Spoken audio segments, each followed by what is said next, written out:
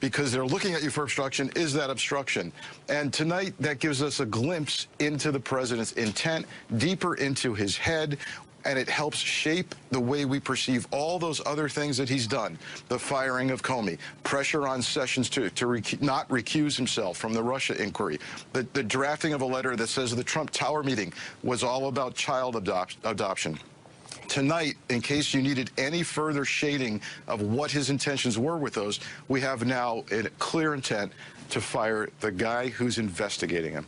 Now, Chuck, every profile I have ever read of Robert Mueller indicates he is made of between 10 and 30% Kevlar. He's all but immune to personal slights.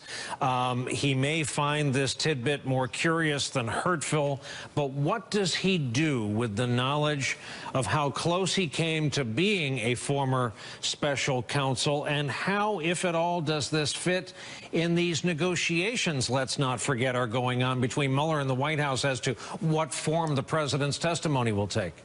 Yeah, let me take your second question first, Brian. In terms of negotiations, here's the analogy I was thinking of. It's like standing on a street corner, looking up and seeing a piano about to fall on your head and trying to negotiate with the piano about the laws of gravity. There's not really a negotiation here. Mueller holds the cards.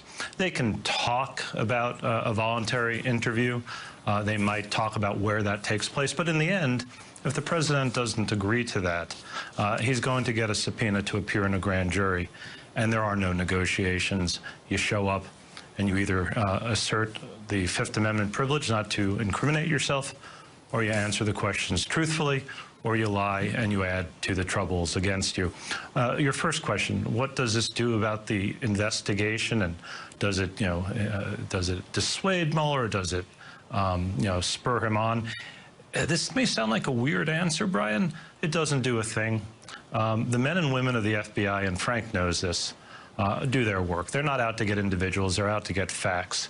They're not crawled up under a desk in the fetal position because somebody said something that was mean about them. And in this case, the president has taunted the FBI.